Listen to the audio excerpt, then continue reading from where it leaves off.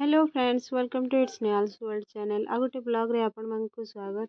आज आसीचु आमे हमर बरगढ़ सुभाष नगर रे होतबा हनुमान मंदिर प्रतिष्ठा रे आमे एते ऑलमोस्ट रोड पहुंची गलु न आउ काली दिने लास्ट अच्छे काली बड़भा तो जेन माने आख पाखरन नै आसपार बेले जरूर आसिक थोड़े दर्शन करूँ।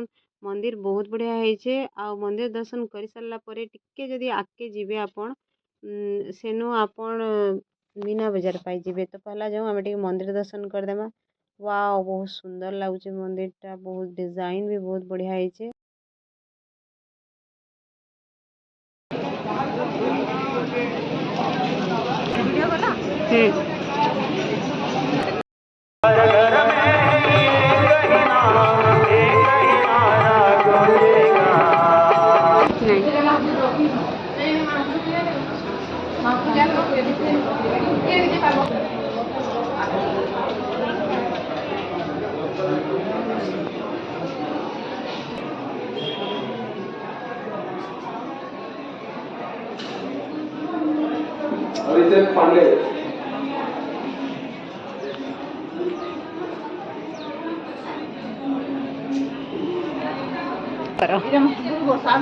इन बसाबे सब खाली अच्छे।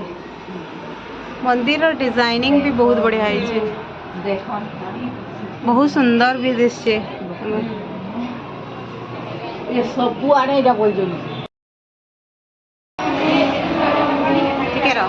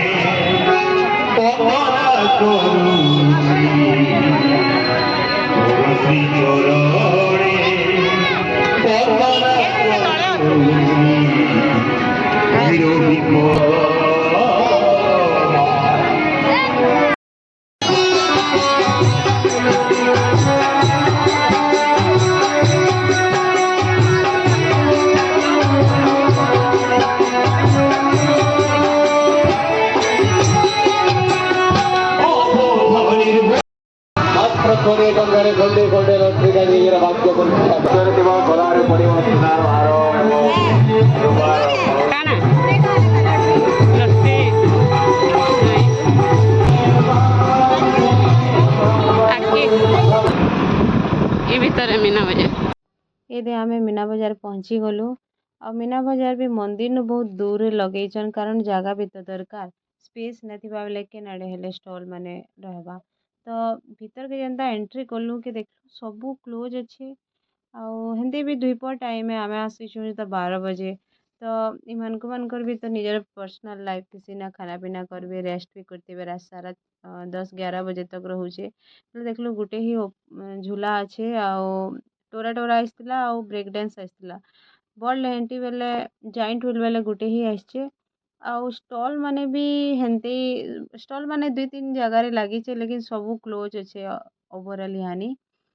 तो देखमा जाऊँ आउ क्या कड़ा माने अच्छे मीना जेन आमर डेली यूज रो सामान माने रहसी से स्टॉल रे आउ क्या कड़ा अच्छे देखमा जाऊँ। तो इटा गोटे कप आनचु, इटा गोटे कप देखलु भल लागला 60 कहलु जे पचालु एक्चुअली 50 टका जे नहीं दे कहला 60 टका रे देनी कहला। तारपरे बाकी जिनिस माने भी ऑलमोस्ट ठीक ठाक रेट लगोचन, हेंते भी तो धनगट्टा रे आसवा ई सब। तो आमे ई सब जिनिस नहीं किनी आ इयरिंग्स माने भी सब भल ही थिला, बढ़िया बढ़िया माने। बाकी एतकी ही देखलु लास्ट के आउ पले आसलु। तो ये ब्लॉग आपन को यदि भल लागला बेले लाइक करबा शेयर करबा ना भूलबे और ज़्यादा मात्रा रे शेयर कर देबे। बाय। क्लचर मैंने भल भलटा अच्छे।